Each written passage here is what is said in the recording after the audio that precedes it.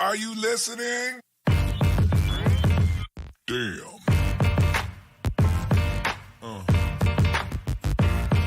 Yeah. Yeah. Yeah.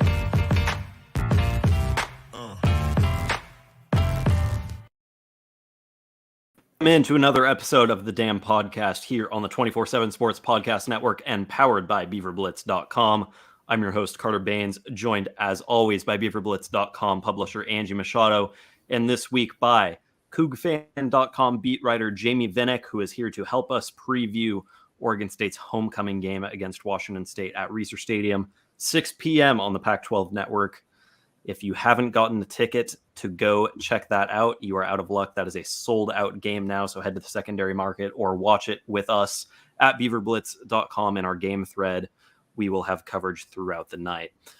Hopefully, we are not taking you away from the riveting Thursday night football game that is going on right now. I'm sure if you're watching that, you're not missing much. Scoreless at last check going into the half. I watched the Mariners game earlier today, still recovering from that. Big Mariners fan. I see Jamie shaking his head too. I was going to ask him if he's a big Mariners fan too, being from Washington and whatnot. Did they lose? I did not watch. They did. Yeah. They did, unfortunately. Are they out of it now? Sorry. Another Nope, heartbreaker. one more. Probably. Okay, one more. Two Okay. or three, Yeah. but probably one. Yeah, best 3 out of 5. They're heading back to Seattle on Saturday. But Angie's still in Arizona, so just a quick check in there. How was Sedona? Angie went up to Sedona today. Yeah, it was kind of cool. I'd never been up there, so checked it out. Checked out a little ghost town, copper mining town called Jerome, and yeah, it was interesting. Nice little drive. Get out of the heat a little bit, but it was 90, I think 97 here in Phoenix today. Ooh. Yeah. Still nice over here in Oregon. It was about 80-ish today in Perfect.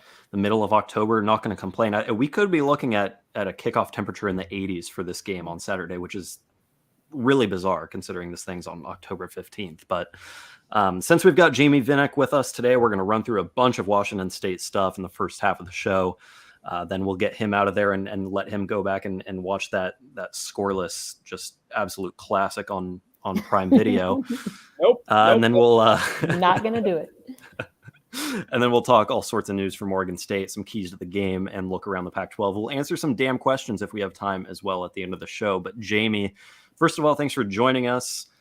Second of all, just tell the listeners a little bit about you, where you're based, how long you've been covering the Cougs. If you're going to be at the game on Saturday, let's learn a little bit about Jamie Vinnick. Yeah, so I've been with Coug fans since the spring of 2019. Was basically hired to cover basketball at first and was doing kind of like a part-time thing. It's, beat writer for basketball. Oh, hey, we need this football article done. All right, go ahead. Or we need, a recruiting story done. So was mostly doing part-time. And at that point, I was still a student at Washington State. I graduated in 2020, right at the height of the pandemic. Moved back to the west side of the state of Washington for about a year. And just was still kind of doing the part-time really as the pandemic was in its peak. I was just home with my family in a city called Sammamish, about 20 minutes east of Seattle. And then I got a message asking if I wanted to go back and cover fall camp last August. Basically made a comment like, oh, yeah, I'd love to go to Pullman. It's, like my favorite place. And one of my bosses at Coug fan said, well, shoot, I assumed you wanted to be near Seattle. If you want to move back to Pullman, we can talk about that. So everything happened pretty quick. And within a month, I had moved back here. And I've been on the football beat now for about a year and 2-3 months. And and second season covering it. This one a little less eventful, but it's fun. It's busy, but it's been a fun team to cover. Good personalities. The players and coaches are all very cool. So, and an opportunity to cover the school that I graduated from. So it's pretty cool job to have. And it's funny telling my friends, oh, I gotta go to work. Well, where are you going? Martin Stadium or Beasley Coliseum, wherever. So no, it's I'm blessed to be able to do it. Yeah, we can definitely relate to that. Living on the Palouse too, that's another perk of the job. I've been up there a handful of times myself, and it's a beautiful area if you don't mind only having a few things to do in Pullman or Moscow if you cross the state lines. But yeah, it's an awesome place, and again, one of the reasons why college football is so great, because you can have teams up there and in the quote unquote middle of nowhere pull off crazy upsets from time to time, as Washington State sure has done. Angie, do you want to get this Q&A up and rolling here as we kind of dive into Washington State, get Jamie's expertise on a few things? Yeah, definitely. Jamie, thank you, first of all, for coming in and joining us tonight. It's always more fun when we can have an expert for the other team join us on our Thursday night pod. Tell me a little bit about Washington State.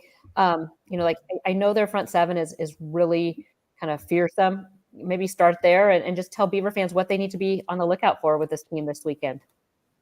Yeah, I think, the name Washington State has been synonymous with offense for a long time. You go with Mike Leach and you're putting up 40 points a game and throwing for 50 touchdowns and 8 trillion yards every year, but it was never much of a defensive team. They had some good defensive teams, some good defensive players. This team's identity is the opposite. The offense is a bit of an adventure. There's been good, there's been bad. But the defense really has been good, with the exception being the Oregon game. And even to that, I would say I think a lot of that was more Oregon had a really good game plan offensively. Washington State was shorthanded in the secondary and on the interior. But the front seven is the strength of this team, and overall is the strength of this team. Two of the better edges in the conference, Brennan Jackson and Ron Stone Jr., and they have a lot of depth there. They can go down to guys like Quinn Roth and Andrew Edson, even Lawrence Falatea. So it's a deeper edge group than it was last year, but they're producing in different ways. So last year, Wazoo only had 21 sacks, which didn't really replicate the pressure they got. This year, they've got more, but it's not quite to where they want to be. The edges only have 6 sacks. Stone was probably the best returning edge in the conference last year, only has 1 sack. And he's been double-teamed a lot, but it hasn't quite been the production you've expected. Jackson's been an absolute menace. He's been, probably first-team all-conference level. But the big way that the front seven has been so disruptive is the linebacking core. And this is the best linebacking core Wazoo has had in a long time. And that's saying something, because they had a couple veterans in Jahad Woods and Justice Rogers over the last several years. But Dayon Henley has come in from Nevada and just been an absolute phenom. I mean, so I think second in the conference in sacks, second in the conference maybe in tackles for loss. He's second in tackles. He is amongst the absolute best the conference has had to offer this year. And he just does things in a different way. The comparison I always made is Woods and Rogers were the Bobby Wagner types. The just tackle machines, kind of your traditional linebacker. Henley's more of a Micah Parsons. He does everything. He comes off the edge. He can tackle in space. He can drop into coverage. I mean, Wazoo won their opening game against Idaho because Henley's downfield on a receiver and comes up with an interception on the goal line. So he's probably been the biggest thing that's transformed this defense. But they have several good linebackers. Travion Brown is having the best year of his career, and Francisco Maingoa went from being kind of an exciting but erratic freshman, threw some big hits, missed a lot of tackles, to being a very steady presence, still bringing that physicality. So the identity of this team does come with their front seven. Their interior defensive line is solid. They don't have one real superstar. They don't have an all-conference guy, but they've got 4 to 5 guys that are reliable in what you can expect them to do. They're not going to really get bullied off the line too much. That wasn't necessarily the case last year. 49 tackles for loss, ranks 4th in FBS, 19 sacks is 11th in the country. And those are stats that jump off the page and catch your eye right away and tell me that is Washington State's identity this year. Obviously, they have a defensive-minded head coach in Jake Dickert. They've been improving on that side of the ball in recent years. And I'm glad you brought up I'm glad you touched on Henley there, because I was going to have you dive deep into him and just kind of talk about what has made him the leader of that unit. But you've already touched on him a bunch, but maybe take us a little further in that recruiting process to bring him over from Nevada, the kind of leader he has maybe developed into. Because I mean, you look at the stat sheet and all of these guys have 5 tackles for loss to their name, a couple of sacks, some quarterback hurries, but he leads the group in tackles. He's got the most tackles for loss. Why is he, what makes him such a good player, I guess, is the question there. Athleticism. I think that's the number one thing that stands out. This was a guy who was a high school quarterback and then was a college receiver and was a college kick returner. And within the last couple of years, it's not like, he got there in 2016, returns for a year. He was returning kicks within the last couple of years, and is just his speed, his athleticism. He is truly the definition of a freak athlete. You look at him, when he's on the field, and he looks the part. He's got the look of a star college football player. But then there's instincts too. He's got great instincts, and I think that's match with his athleticism. That's what makes him so good. That's what makes him such a disruptive figure. And then I think in terms of leadership, it comes with his personality. I mean, this guy is as entertaining as an interview as we've seen in a long time here. I mean, every time you're going to get 6 to 7 minutes, and there's going to be some kind of quote that's totally off the wall. I mean, he is a character, and I think that comes out on the field. He's very vocal. He's kind of the guy that they rally, him and Ron Stone and Brennan Jackson. And I'll throw Armani Marsh in there as well. Those are the 4 guys they kind of rally around on defense. But, it's an interesting scenario of a guy who was at Nevada. The Wazoo hired Nevada's defensive coordinator, Brian Ward. Henley had a lot of options. His other suitors at the time of his commitment were UW, USC, and Kansas State. So we're talking about a guy that a lot of teams wanted. Eventually, it's, the connection with Ward that kind of, ends up being the deciding factor. Jake Dickert actually said after the USC game, kind of made a reference to the fact that USC came in with some NIL money and tried to sway him there. He's from Los Angeles. His dad is actually a hip hop mogul named Eugene Big U Henley. I mean, a guy who was involved with like Death Row Records and Snoop Dogg. And so he kind of comes from a very You're interesting speaking Angie's language there. Yeah, Sorry to interrupt you, but I mean, but I just think the fit has been perfect. And I think that Washington State getting him as a transfer, the defense would not be the same without him. And that probably sounds obvious because if you look at the numbers, you take away that production, what are you looking at? But he has really kind of, I think, taken on the identity of the team in his own way, especially defensively. So some swagger there, definitely. Oh, yeah. Oh, he's got a ton of swagger. So switching gears over to the offensive side of the ball, Cameron Ward comes in pretty hyped up from a smaller school, Incarnate Word. Has he lived up to the expectations and hype? It's a good question. And I think I don't want to say no outright because I do think that maybe some of the hype was unfair. Not that Cam is not extremely talented, but I do think that there was a lot of pressure put on him, maybe not by the coaches, but by the fans and the media. He's replacing Jaden DeLaura, who's an offensive, the Pac-12 offensive freshman of the year, was a very polarizing figure, we'll put it lightly, at Washington State. Obviously, his on-the-field, talent was incredible. His off-the-field stuff, drew the ire of some fans. But there's a long line of really good quarterbacks. You go back to Anthony Gordon and Luke Falk and Gardner Minshew and Connor Halliday. There's pressure to follow those footsteps. And I think what we've seen from Ward is that he's definitely talented. There's no doubting the talent he has. I think there's a little bit of some raw aspects to his game. I think maybe people thought he was a little more polished. Okay. And I think there are moments where it's like, all right, he makes a throw. Yeah, that's completed in the Southland Conference. You're at Incarnate Word, that's a touchdown. Pac-12 defensive backs aren't so forgiving. And there was a couple against Cal where you probably get away with that in the FCS. You're not getting away with that here. So, on one hand, he's got 15 touchdowns. The completion percentage is good. He hasn't been awful in any game. I mean, USC, he wasn't great. Wisconsin, he wasn't great. But even against Wisconsin, he closed the game really well. He made some really big plays late against Wisconsin. The same thing against Cal. Wazoo has a lead the entire game. Cal scores early in the fourth quarter. Suddenly it's a close game. Right after Wazoo had blown a lead to Oregon, Ward comes up, makes some really big plays, and then throws probably his best ball of the year to a touchdown for Renard Bell, or for a touchdown to Renard Bell. So I think he's got some of that moxie, and he's definitely confident. But I think he's still kind of trying to find that sense of what you can and can't do at this level.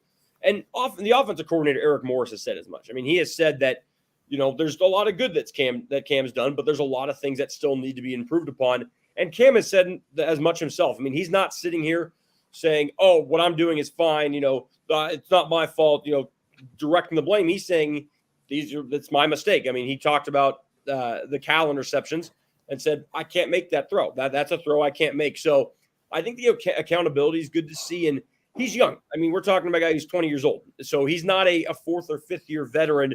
He's a young quarterback, and I think he's still doing some things that represent a young quarterback. But I think you see the talent and what it could become a couple years down the line. Some of those FCS tendencies, I mean, without a doubt, would come back to bite him against Oregon State's defensive backfield, which, as Jake Dickert said, in his Monday press conference is one of the best secondaries Washington State has faced, and could very well be the best in the conference this year. The Beavers, on the flip side, do have a tough matchup against Ward himself and a pretty talented group of wide receivers. Obviously, Washington State's bread and butter has been the passing game the last, decade, practically at this point.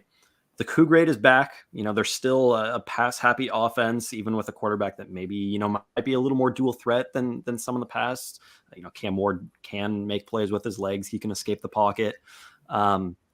But with regard to that scheme in particular and what they're asking Cameron Ward to do, what they're asking the receivers to do, how similar is it to what Mike Leach was running, when he was there a couple of years ago, and what are some of the differences? I mean, I see a tight end in the lineup, which obviously we haven't seen in 15 years at Washington State. So there are some differences for sure, but still a pass heavy offense.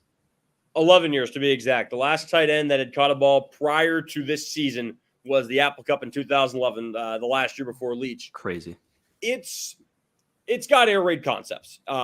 It's more of what you might be seeing Cliff Kingsbury run in the NFL with the Cardinals.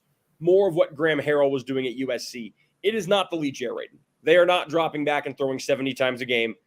Not every pass or not every play is a pass play that can be checked out of. There is a tight end. They do run the ball. It's still very pass heavy. Leach also would run 3 to 4 plays, religiously, and just would run them really well. It hasn't been that. Now, it has concepts. Eric Morse is a Leach disciple, though what he learned came from Leach, but he has his own wrinkle. They do use the running back a lot more, and I think Wazoo's has some talented running backs that they've been able to use. Now, one of those, Nakia Watson, out for this game, out for an indefinite amount of time. Probably won't see him again till the end of the year. Jalen Jenkins, a freshman back who probably fits the scheme better, rushes for 130 yards against USC last year, which, seeing a running back rush for 100 yards in Mike Leach's offense didn't usually happen. It would occasionally happen, but not very often. So I think Jenkins is actually, I'm not going to say an upgrade, but I think he might be a better fit, especially in the scat back style. He can get out of the backfield, he can catch passes, but it is a little different. I also think that Leach relied so heavily on the underneath routes, the 8-yard quick outs, quick slants, quick curls. It doesn't quite have that effect. It's more of an over-the-middle crossing route, a lot of tunnel screens, which was the same as Leach, and it hasn't had the vertical effect. And part of that's because the offensive line's been up and down, and part of that's because I just don't think they've tapped into it yet. There's still been some kinks they're working out. The air raid was here 3 years ago, but a lot of the guys on this roster were not running the air raid. Ward didn't run the air raid. Donovan Aldi was recruited into the air raid, but basically only ran the run and shoot. DeJon Stribling, purely run and shoot.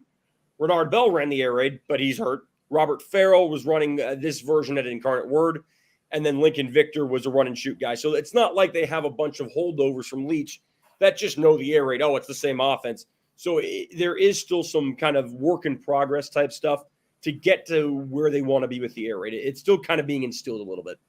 So you mentioned the offensive line. This game, I think there's some similarities between both teams.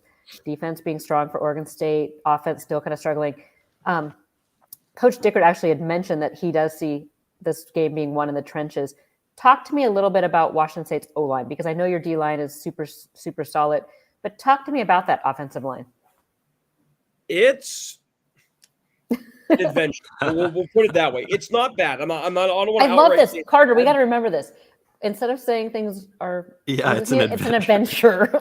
Yes, that's one of my go-tos. I won't say it's bad because I don't think it's bad, but it's a bit of a roller coaster. There are scenarios where they look really good. Second half against Cal, they were awesome. I thought they did a really good job against Wisconsin. They struggled a little bit against USC. They really struggled in the second half against Colorado State. They were decent enough against Idaho. Oregon, again, it's a bit of a mixed bag. And they're shorthanded a little bit right now. Grant Stevens was ejected for targeting against USC. I could go on a rant for about 30 minutes about that, about an offensive lineman getting ejected for blocking, but I digress. So they're going to be starting probably Falili Fa'amo, who is going to be making his first ever appearance on the offensive line. He was a defensive lineman until this year. He'll probably be playing right tackle. They'll slide Maake Fafita down to right guard for that first half. The right side has been where it's been a bit of a struggle. Fafita has struggled a little bit, to say the least. He was a guard last year. They moved him outside. It's been a bit of a work in progress. Connor Gomez has been solid at center. Christian Hilborn, who he actually made his first career start in the Sun Bowl last year, and that was bad. I mean, in no uncertain terms, it was a bad showing. I think his PFF grade in that game for pass blocking was 0. But he has taken incredible strides, and he's actually been decent enough. And then Jarrett Kingston at left tackle has been quite good. So the splits in running the ball has actually been interesting. Nakia Watson's yards per carry to the left side, night and day better than the right side. Jalen Jenkins, way better to the right side. So it's a little interesting how it kind of all plays out. But the line, I mean, they're not going to be the line that gets beat 11 times a game for sacks. It's not going to be an absolute embarrassment, but they can be vulnerable, and they haven't been great in run blocking. I think it's 18 sacks now, 38 tackles for loss allowed. And some of that is Ward does scramble, so he does run himself into some sacks sometimes, but it was expected to be a bit of a question mark for the team, and I think they've been a little bit better than expected, but it still just has not quite been consistent enough. And that's the big thing that both Dickert and Morris have talked about is they just need the consistency. If they can be consistently solid, they'll be okay, but they'll have situations where they're here and it's all good, and then all of a sudden it's here a little bit. Then it's great, and then it's young. It's a young line. It's got a lot of guys playing new positions. Hilborn was a tackle that moved to guard. Fafita was a guard that moved to tackle. Even Stevens was a guard or as a tackle at Northern Colorado and is now playing guard. The only guy that is back in his position from last year is Gomez. Kingston was the left guard, and he kicked out to left tackle. So there's been a lot of breaking in, and I think they've steadily gotten better, but it's still a bit of an adventure. Opportunities for sure for the Oregon State front seven, which I think is kind of looking to reestablish itself in the pass rush after a couple of weeks of more working to contain the pocket. Maybe we see that aggressive style of play come back from Oregon State against an offensive line that might not be as strong as some of the ones it has faced in recent weeks. I want to shift gears here and touch a little bit on some of the program-wide storylines entering this contest. Jake Dickert said on Monday. He praised Jonathan Smith for the work that Smith has done at Oregon State in building this program back up. And that's something that has kind of been a trend from opposing coaches this year. I've been listening into all of the opposing coaches' press conferences, and I'd say about 75% of them have just mentioned the work that Smith has done in getting the Beavers back into contention. Washington State, sort of a similar process of building a roster around a new coach, but the floor being higher when Jake Dickert came in. I think it's not exactly you're looking in the mirror situation here, but Jake Dickert did say that Washington State is in a rebuilding process of their own. They're not in a rebuild.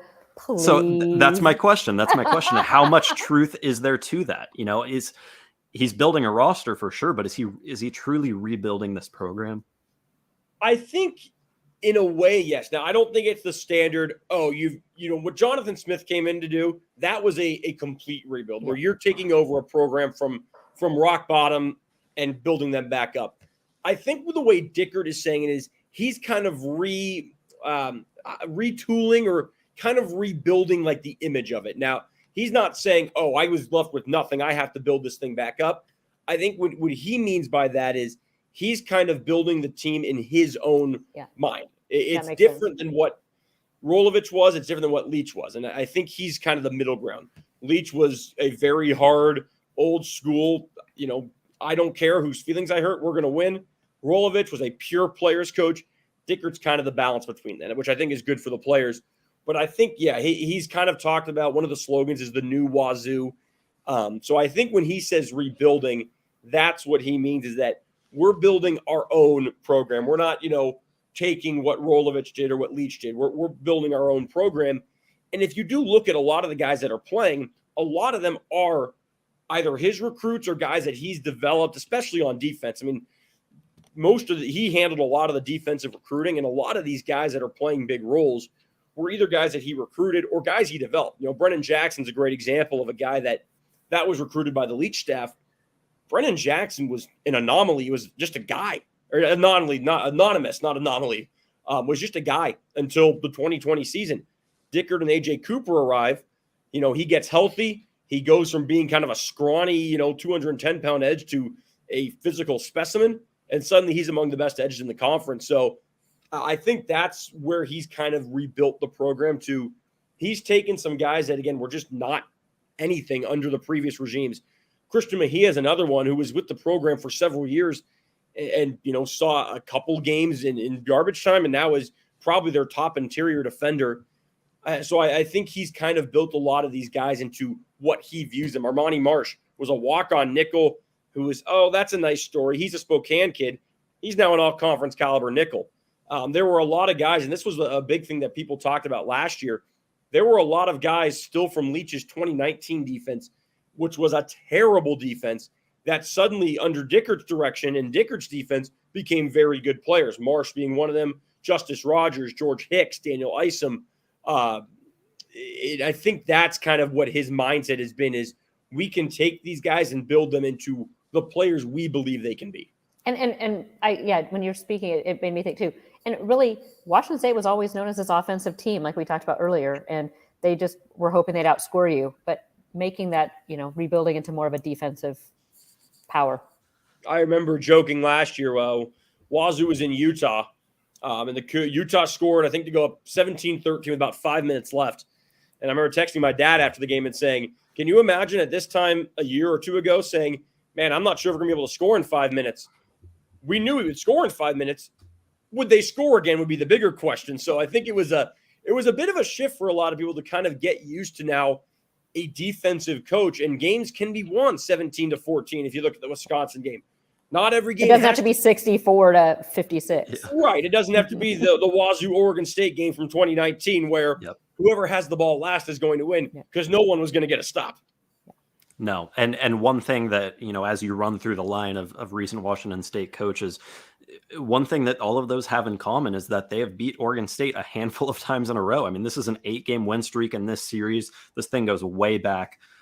You take that streak out, and it's essentially just kind of a 50-50 series. But the recent success has gone to the Cougs.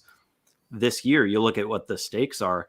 I mean, these are two teams that come into the game at 4-2, two teams that I think we're looking to use this season as kind of a springboard into the top half of the Pac-12. Both have done that so far. And now this game, I think, comes with the stakes of the loser probably being eliminated from Pac-12 title contention. I think Oregon State would probably need a little bit of help to get there, even with a win. But it feels like this is a game where, the winner feels like it's taken that next step, and the loser is like, man, we just have a little bit more work to do before we're where we want to be. Is that kind of, your read on this game? Yeah, I think to a degree. I will say that Washington State's schedule after this game gets a lot easier. They've got Utah next week, or after the bye, excuse me. They're on a bye next week, and they've got Utah on a Thursday in Pullman. But then it's Stanford, and it's Arizona, and it's Arizona State, and it's Washington. So Wazoo fans look at those and say those are 4 winnable games. 2 of them at home. You've got Arizona on the road, which who knows how that's going to turn out with Jaden Laura on the other side. And the Cougs have had similar success against Stanford lately. They've won 5 in a row. Probably should have been 6, but there were some interesting events in the game in 2015. A missed field goal late, a controversial Christian McCaffrey fumble ruling. But anyways, I think that there is a lot of this season. I think this game dictates a lot of what the opinion is for Wazoo. If they go to 5-2, there's the belief that, man, this team could maybe win 9 games. Can they go, finish off the season 4-1? If they go to 4-3, it's probably 7-5. Maybe they can, get hot and go 8-4. But I do think that this game probably changes the perception, because there are still some people who aren't thrilled with how things have gone. The offense hasn't been to what people expected. A lot of people have tried to, jump on the Wisconsin win. Oh, it's not that impressive now because Wisconsin's not that good. And it's fair. Wisconsin's not what everyone expected. I would just push that it's still a win in Camp Randall Stadium. It doesn't matter how good Wisconsin is. It's Wisconsin on the road. But people have kind of, I don't know if they're as good maybe as we thought. The thing I point out is Jake Dickert's now 7-5, and his losses are 2 ranked Oregon teams, a ranked USC team, a borderline ranked BYU team last year, and then Central Michigan in a bowl game in which Washington State was down 4 starters and Jaden Lohr got hurt at half. So the one thing that Dickert has not had is a loss to a team that isn't on that cusp of that top 25. So I think that, there's belief that they can win this game. There's the past successes. There's a fact that I know Oregon State has questions at quarterback, and the style that Oregon State kind of has, that running style, Washington State's had success against in terms of the Wisconsin victory and the Cal victory. But I do think there are still questions of the road and how Washington State will perform on the road and how they'll perform against a good Oregon State team, and an Oregon State team that I think a lot of Coug fans feel like, oh, man, it could be that time. The same way for Coug fans last year, it was time to win the Apple Cup. Is it time for Oregon State to end this streak at home? So I don't know if there's a full belief that, the Pac-12 relies on this. I think it's going to be tough for either team to climb back in, just with the way USC and UCLA look, with the way Oregon looks. But I think it's fair to say that if either team loses, that whichever team loses this game probably is going to be looking at the middle of the pack, whereas the winner might still have an outside shot to kind of climb up if they can surprise either, surprise, I guess for Wazoo, surprise Utah, maybe get some help. If Oregon State can beat Oregon, then those opportunities may still be there. Absolutely. That's Jamie Vinnick of CougFan.com joining us. Jamie, we'll get you out of here, let you enjoy the rest of your Thursday evening. But before you bounce, got to get a score prediction from you. And you can read his score prediction at BeaverBlitz.com and Behind Enemy Lines. Jamie was grateful enough to share some analysis with us there. But just a quick prediction on how this game unfolds and who you see coming out on top, and then we'll let you get out of here. Yeah, I see a low-scoring game, and I think that's probably okay with both of these teams. I think lastly, one of the things I talked about is USC wanted to play a high-scoring game. Wazoo was more than happy to play the 17-14 game, and it's ironic talking about a low-scoring game between these teams. You look back over the games, 54-53, 56-37. There was never any need for defense. It was who's going to score more. So I just think that the questions that Oregon State have at quarterback right now, I can't kind of look. That's the one thing that's kind of holding me up and saying, can Oregon State do enough in the passing game? And the fact that Wazoo has had very, very, very successful defensive games against run-heavy teams, I'm going 24-20 Wazoo. But I think it's a close game. I think it comes down to the last couple possessions. Could not agree more. I agree too. That's Jamie Vinnick, beat writer at CougFan.com. You can follow him on Twitter at Jamie Vinnick9. Please do so. He has great analysis on all things Washington State. And when the Mariners are playing, Jamie, when our Mariners are playing, he'll drop a few tidbits on them as well. I was going to say that you have to add the disclaimer that there will be some Mariner tweets, rants, frustrations in there as well. Of course. All right, Jamie, go enjoy the rest of your Thursday. I wish I could say that we see the same, we're going into this football game on the same perspective, but at least we have baseball to talk about. So, yeah, for at least one more game, hopefully. Yeah. Well, we do agree on two things, that we need to beat both teams need to beat the Huskies and the Ducks. Deal. Very true. Well, we're 0 for 1 on that. So okay, well, yeah. Oregon still pick up the slack. You go 2-0 on that. We'll go 1-0 on the other half. Okay, sounds good. I love it. Thanks for having me on, guys. Appreciate it. Thanks, guys. Thanks, Jamie. Jamie Vinnick of CougFan.com joining us here on this episode of the Damn Podcast. Just great stuff. 24/7 Sports, man, I tell you, just has some of the best experts out there. Seriously, that's the first time I've talked with Jamie. So great. Just incredible insight and a good advertisement too for 24/7 Sports and BeaverBlitz.com. We love having experts on the Damn Podcast, on Behind Enemy Lines every week. And you can go read that with a VIP subscription to BeaverBlitz.com. Head over there, take advantage of all of the great content that Jamie produces, that we've been producing throughout the week. That's behind the paywall. You can only get that with a subscription to BeaverBlitz.com. So be sure to head over there and do that. All right, Angie, let's switch gears here as we enter the second half of this game preview episode of the Damn Podcast. Lots of news out of Corvallis this week, right? Yes. I mean, let's start with the quarterback situation. That's the elephant in the room. The elephant in the room, and I wish I had like a full-on answer for fans because I know they all want to know. But as of Monday, Smith had said that Chance Nolan was still not going to be practicing Tuesday. Carter, we talked a little bit about this earlier in the week. What are your thoughts? We had our podcast, I guess, Monday. Does your gut still tell you that it's going to be Ben getting the start? Oh yeah, I've been saying all week. I think this is less than a 50-50 chance that we see Chance Nolan this week. And actually, Jonathan Smith went on Jean Canzano's Bald Faced Truth show yesterday and said that Ben is, quote, heading towards starting. Yeah. So it does, in fact. Jonathan doesn't want to tip his hand, but Right.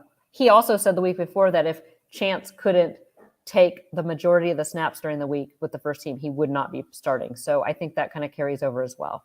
And that's why I've been saying that I think this is Ben's job this week. And, until we hear word that Chance Nolan has officially returned to practice, there's no reason for us to believe that he'll practice, because Smith has said that he needs close to, if not a full week of practice, and to look good doing it, mind you, in order to get that job back. I'm curious what the situation is next week, because obviously you're going to have a bye week looming after Colorado. So, do you see Ben get another week and then you evaluate things at the bye week? I don't know. It's interesting. I think that's a conversation for next week for sure. But going into this week, I'm fully expecting to see Ben Gulbranson under or behind center for Oregon State. Yeah, me too. Let me just ask you real quick, Carter. What are your thoughts on that? Does that, like I've said all week, I actually like it because I think Ben kind of has a higher ceiling. Just quick, what's your hot take on that? I think I agree. As far as arm talent goes, I don't know.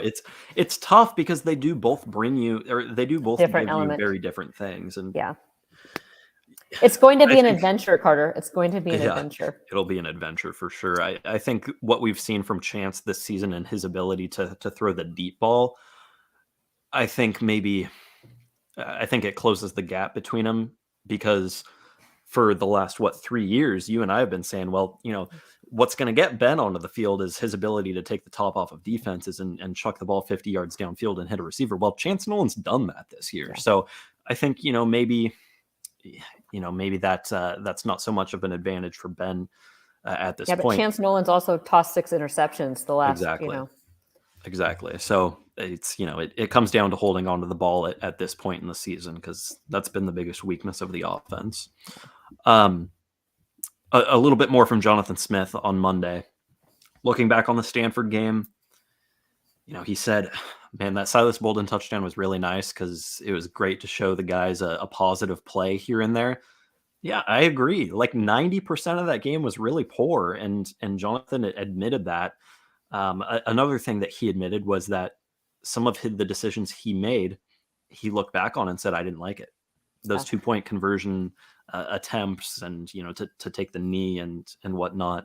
He looked back on that and said that he regretted them. How impressed were you with just kind of his self-awareness there? I don't think it just stops with him. I think he has low-key kind of called out some of the offensive coaches for the play calling, for the decisions they've made in the running back room. I mean, It seems like he has a lot of self-awareness about this coaching staff right now, which we haven't necessarily seen from him in years past. Absolutely. I have gained a ton more respect for him for being able just to say that.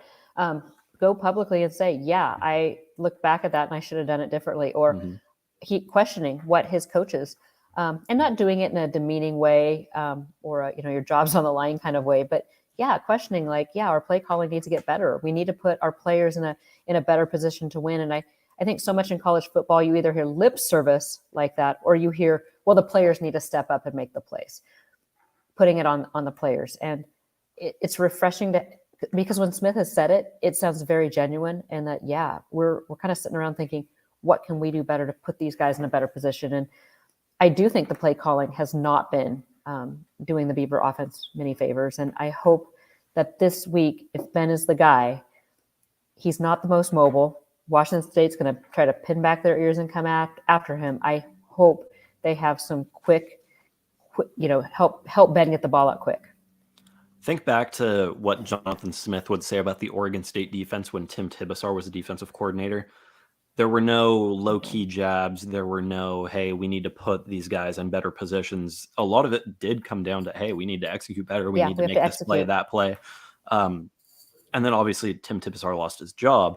And since then, I think Jonathan Smith maybe has been a little bit more transparent and open about the concerns he has with coaching decisions, which I think is it's a testament to the growth that he's made as a head coach, because that's that could very well be the toughest part of this job. You know, a lot of coaches talk about, oh, I hate recruiting and all that. Well, you know, it's tough to fire your friends. Jonathan Smith did that's just it. I mean, these guys, and now he's being open about it. Yeah, and these guys do. I mean, I don't know how close him and Tibisar were, but you become close. In 4 years, you spend so many hours together on the road or in the office and with your families. You do become like a family. And if you're not, then you shouldn't be working together. But no, I think he has really grown from that decision. And like I said, he's not throwing people under the bus, but he has low key kind of thrown out there, just questioning, you know, decisions that were being made offensive, especially on the offensive side. I think defensively, I think he should be feeling pretty good about where the defense is and that, but offensive play calling, I don't feel that he's putting those players in the best position. No, and some of that does come back to Smith, but you know, Oregon State's coaching staff, you look at the offensive side, it's very complex. You know, you have a run game coordinator in Jim Mihalchek, you have a running backs coach in AJ Stewart, and then you have an offensive coordinator in Brian Lindgren. And so they're all kind of, you know, adding their own. And Mihalchek, don't forget the run game coordinator in Jim Mihalchek.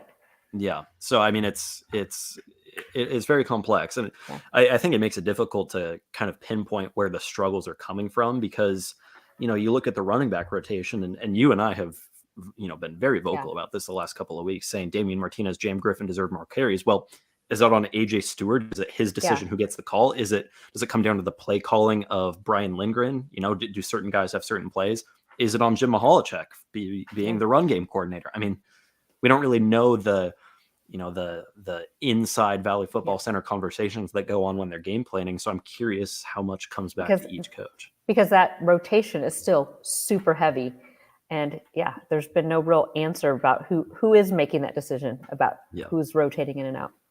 Speaking about the running backs, Damian Martinez actually got his first opportunity to speak with the media of his career this week. So cool. When Oregon State lets us speak with a true freshman because they are off limits, technically speaking, until they are made available by Jonathan Smith. And so Damian Martinez spoke on Tuesday.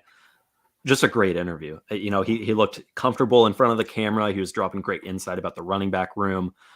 So if you haven't seen that, go to BeaverBlitz video on YouTube and check it out. It makes me sad though because that used to be BeaverBlitz's thing. Back when Riley fall camp, BeaverBlitz interviewed all the freshmen first. We were the one outlet that would get to interview all freshmen first, and now they took it all away. Yep. Another entertaining interview, Ryan Cooper Jr. on Wednesday after coming down with the game-sealing interception at Stanford, spoke with the media. Incredible poise to survive getting, you know, cold, frozen, you know, frigid water dumped on you by Jaden Grant and Rajon Wright, and to not even skip a beat. I mean, the guy just continued. And a big smile still on his face. Yeah, pretty impressive. So much fun to watch. Another guy who was getting his first opportunity to speak with the media there in Ryan Cooper Jr. As far as insight from players go, Kyrie Fisher-Morris drops knowledge bombs like nobody else. What he said about defending Cameron Ward, very insightful. Disciplined eyes. That's straight out of the mouth of Trent Bray. That's a Trent Bray. That's a total Trent Bray right there. But quick reactions, you know, when Cam Ward gets the ball out quickly, like he does, you know, it's staying disciplined with your eyes and then going and making the play. And then he said, you know, it's kind of cliche, but you know, it comes down to execution. And he was either pressed on that a little bit or he himself, you know, just kind of dove into it on his own.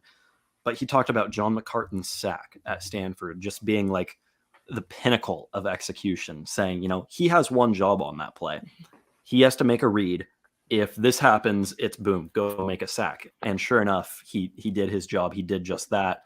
And it set Oregon State up with a chance to win that game. Again, a play that I think will just go criminally underviewed and under talked about and under recognized and underappreciated. John McCartan's sack saves that game. And so I thought it was cool that Kyrie kind of talked about that as being like, that's exactly what we mean when we talk about execution. No, it was great. And Kyrie's always a good interview. Him and Kipper are two of our favorite go-tos.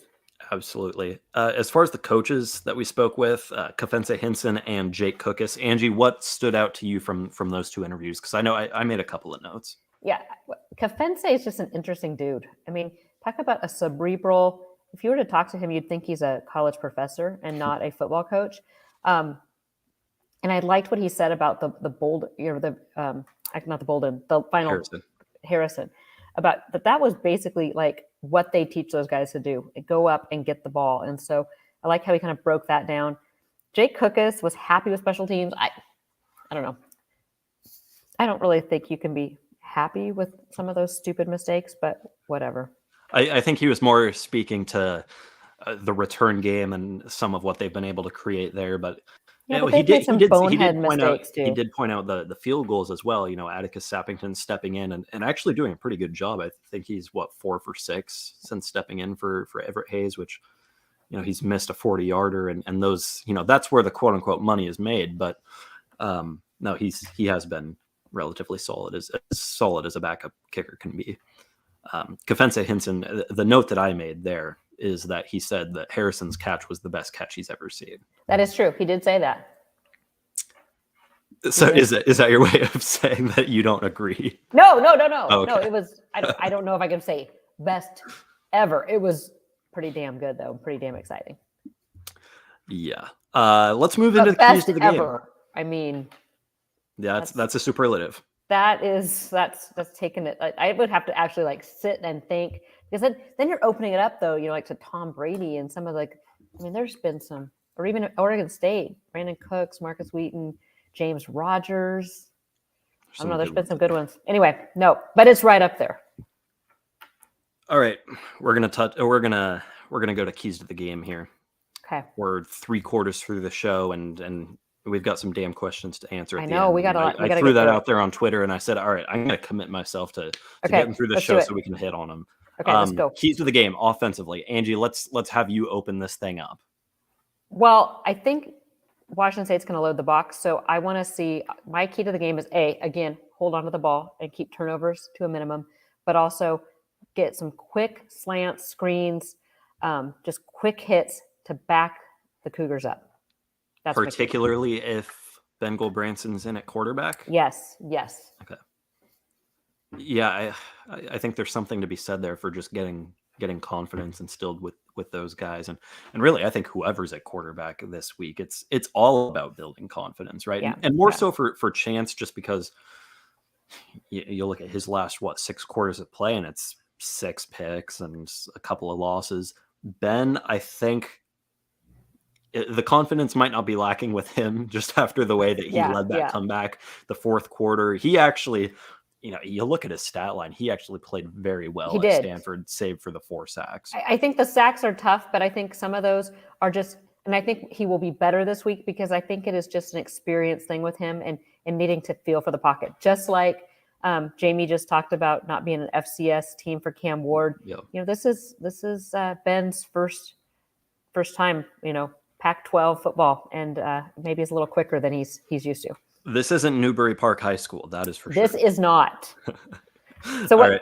My offensive key to the game, it's 3 words: keep it positive. This isn't just limited to execution or to the mental side. Keeping it positive. I specifically kept it vague. Keep it positive because I think that the confidence piece is. There's an element of that, and especially the first 3 quarters at Stanford felt like this team's morale was maybe lacking a little bit. So keep it positive on that end, but more so keep it positive in terms of you can't afford to take negative plays against Washington State. I mean, this is such an aggressive defense with, as Jamie mentioned, a front 7 that is just loaded with talent. I mean, they have tackles for loss for days over there. Oregon State actually went into the Stanford game on a 3-week sackless streak, gave up the 4 and the 8 tackles for loss. Still, though, Oregon State has allowed the 7th fewest sacks in FBS over the last 2 seasons. And as we said earlier, Washington State is 11th nationally in sacks. So something's got to give there, right? And if you're Oregon State's offensive line, if you're Ben Gulbranson, you have to make sure that it's the other stat that's exactly that's going the other way. So I think if Oregon State allows 8 tackles for loss, 4 sacks again, this is a defense that could shut them out. Yeah. That's where I'm at offensively.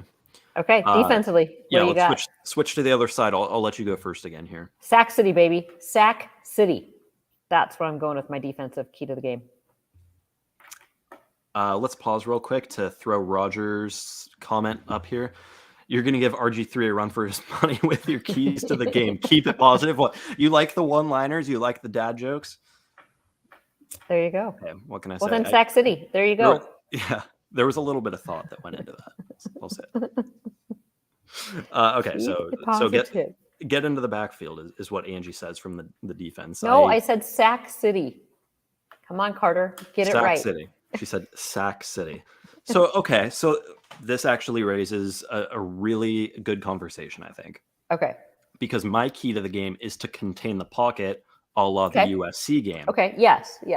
Now, obviously, Oregon State didn't get many sacks in that game. They were playing to keep Caleb Williams contained, but the pressure was absolutely there. I mean, Oregon State's front seven was just completely unleashed. Okay, maybe I should have said that. I want this defense to play like they did against USC. Okay. But to bring Cam Ward down, right? Well, yeah. I mean, that's always the goal. But yes, I want sacks. Yeah.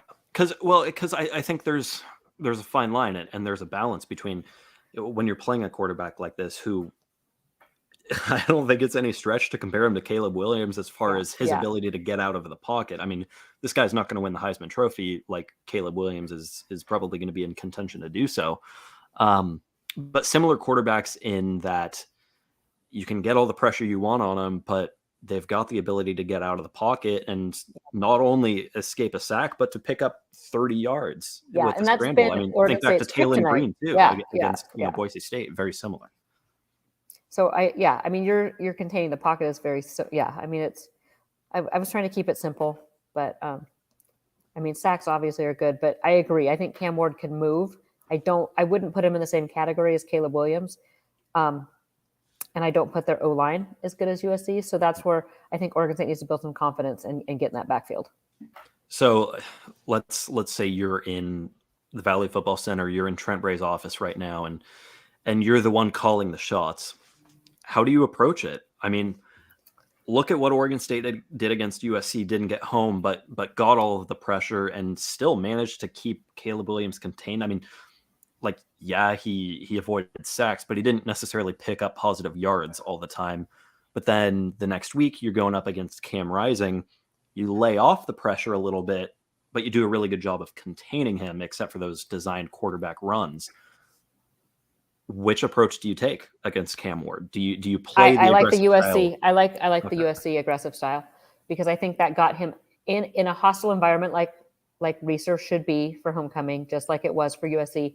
I think that already kind of takes you out of your element. And then if you're bringing pressure from every which way and he doesn't know where it's coming, plus he can't hear himself think, I think that's where you need to get him rattled. And that's where I think you start bringing guys. Leave a spy on him at all times, whether that's Kyrie, whether that's a John McCartan. Have someone spy him at all times. But I'd love to see Catan come. I'd like to see Jaden Grant. Bring guys from every direction. I completely agree. Yeah, no, I'm right on board with that. I just think, at the end of the day, USC scored 17 points and Utah scored 42. Something worked against USC that didn't against Utah. Okay, but I would counter that with 3 picks that led to 42 or 21 points. That's fair, but I would counter that with, okay, look at how many rushing yards Cam Rising had. True. So, yeah, Oregon State, I mean, there's no doubt about it. Oregon State played Caleb Williams better than it played Cam Rising. And that's the point I'm trying to make here is whatever they did against USC worked better than it did against Utah. And so I think, whatever you changed in your game plan from USC week to Utah week, hit the rewind button, go back and unleash the front seven like you did against the Trojans. Yes. Okay. Let's take a look around the Pac-12. We've only got a few minutes left on this episode, so let's take a trip down the West Coast. Okay, Cal, Colorado. Cal is a 15-point favorite. You taking Cal? Yeah. It's officially fade Colorado season, and I'll tell you what, Oregon State closing the first quote unquote half of the season, going into the bye week with a game against Colorado, perfect. I love it. Okay. Arizona is a 14-point dog at Washington. 2:30 p.m. on Pac-12 Network. I wanted to mention this. all of the good games this week are later on in the evening. Total disservice to the Pac-12. USC Utah at 5 p.m. Like, yeah, I get that's only 8 p.m. on the East Coast, but think about what just happened with Oregon State and Stanford. How many Oregon State fans were like, I'm done watching this at halftime. Yeah, exactly. That's a top 20 matchup that will probably decide who's in the Pac-12 title, and it's at 5 p.m. Yes. My 2 cents there. I was looking too far ahead. Arizona, a 14-point dog at Washington. That's a tough call. Yeah, I know. I think Washington's better. Yeah. But I think Arizona is too. So Stanford is a 17-point dog at Notre Dame. On NBC, Jack Collinsworth on the call. Does anybody care about either of these teams? Like, no. Here's the thing: Notre Dame's playing so much better the last couple of weeks than they did in the beginning. There, that's not the same Notre Dame team that lost to Marshall. I'll tell you that. Yeah. It's one of those weird, Stanford and USC always play Notre Dame, and it really doesn't mean anything in the grand scheme of the Pac-12, but it's always fun to watch. Yeah. Okay. And then this one. This one's interesting. That USC is a 3.5-point dog at Utah. So does that surprise you? Because I'll tell you what, after Utah played Oregon State, I said Utah's gonna beat USC. I think Utah should enter that game as a favorite. Yeah. But then UCLA happened. Yeah. And my perspective is a little bit flipped here. USC is still a very good team. Utah's still good for sure, but I mean, did not look great against UCLA at times. Didn't. Okay, so I just think they're a more solid team, though. Let's pick this game because this is the game of the week in the Pac-12 and one of the games of the week in the country. Straight up and against the spread. You have a play here. I'm going to SC both. Okay. So USC by at least 3.5 is what you're saying. No, I'm sorry. I actually think Utah's going to win. Sorry. Okay. Oh, wait, no. Yeah, Utah's a favorite. Utah's okay. Yeah. So you've got Utah winning, but do you have them covering? Okay. Yes. So Utah by more than a field goal. Yes. All right. Because I love USC's talent. I just think Utah's a stronger team, top to bottom, offense and defense. A more complete team. Yeah, I mean that Utah defense has been exposed for sure. Yeah. I mean, Oregon State gave Utah the blueprint to beat USC. Of course. I mean, the Oregon State. I look back at that game and I say, man, I know. What would like the conversations we'd be having about Oregon State right now if it did win one of those 2 games? So much different. Yeah, that's the game of the week in the Pac-12, and then the finale is a 6 p.m. game. There's no Pac-12 after dark this week. Washington State comes into Reser as a 3.5-point dog against the Beavs. What do you think? I think the wrong team's favored. I'll say it. Yeah, I do too. I did my picks, and seriously, I think it's a toss-up game, Carter. I think it's a complete toss-up. I do think Oregon State's crowd's going to help them. We saw it, play a huge role in that USC game. Obviously, getting Caleb Williams all out of sorts, forcing Lincoln Riley to burn his 3 timeouts midway through the second quarter. Very much a factor. This is a homecoming crowd. It's sold out again. They've got those crazy speakers above my head in the press box. Atmosphere is going to be great. There's no doubt about that. And I think obviously, that's why Vegas makes Oregon State a 3-point favorite. It's on a neutral field. These teams are exactly even. This is a coin flip game, but it's at research, so you get the 3 points, and that's where that comes from. And I worry about Ben going up against that defense, but yeah, I think the crowd maybe puts them over the edge. Yeah. All right, let's get out of here with a damn question, right? Okay. We don't have a full segment here. A couple did come in on Twitter. I put this out here about a half hour before we went live. Let's maybe touch on 2 of them. We can go a little over the hour. First one, I think they're good. Yeah, first one comes from BFan95. This is something that I've wanted to touch on the pod for the last couple of weeks, is the decommitments on the recruiting trail. Mm-hmm. This is Angie's area right here, so I'll let you totally tackle this and make this your question to answer. Have the decommit, first of all, take us through who has decommitted in the last couple of weeks, and do you see it as a problem, or does it free up scholarships to get some more immediate type guys? That's the question that BFan95 asks on Twitter. Yes, so it's both, to be honest. I don't think it's a problem yet, because Oregon State's lost 2, William the Blanket Lee. a JUCO DB, and then also Jalen O'Neal. So a couple things. So guys can commit to a school, and the coaches are still watching film and watching to see how they're doing, to make sure they're still growing, make sure that they still feel like they're a Pac-12 athlete or fit the system. So sometimes schools cut ties with guys and just say, hey, it might be better if you look a different way, better for everybody. You'll find a place where you can find more playing time. Other times guys start blowing up because their film is so good, and they start getting calls and recruiting. William Lee was one that I felt he was pretty soft commit from the get-go. He's from the Midwest. He started taking a bunch of visits, and he likes the hype. He went to Kansas State, right? Is that K-State, correct? He took a trip to Kansas State, and I know that the fan base there has been really heavy on him on Twitter. Yeah, and I heard that he might have picked up an offer from Florida State as well. So, sometimes these guys love the attention, and it just maybe isn't a good fit. So it's both. So it does free up scholarships for different prospects, because then the coaches have also been watching film of guys that have looked really good and maybe don't have an offer, so they can kind of shuffle things around that way. So neither of these two kind of really broke me up. It's not like it's going to ruin the class, and at least they did it early, and now the coaches can go out and look for some new faces. We'll end the pod with this. EB Hoops on Twitter, a great friend of the show, asks, bigger consequence, not taking a high school quarterback along with Tristan Gebbia in 2019, or missing on Sam Vidlak in 2021? This is a thought experiment right here. I haven't had time to think about this, but I'm curious what your thoughts are. You're just throwing it at me. I think not taking a prep.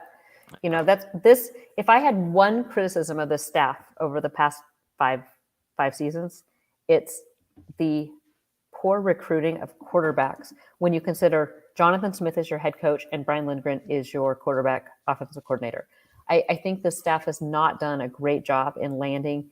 And I'm not saying they have to get a five-star guy, but they might have one. Yes. Well, I'm gonna tell you that Aiden Childs is amazing to watch, but finally, it just has taken a long time. We both coughed there at the same time. And I'm looking for my mute. All right. Well, Angie's coughing. I'm going to wrap this thing up. We've taken up far too much of your time on this Thursday. Go watch some Thursday night football, please. Just go watch a defensive battle. We'll be back on Sunday. We'll recap this game. We'll recap Oregon State versus Washington State. We'll talk about all of the action in Corvallis.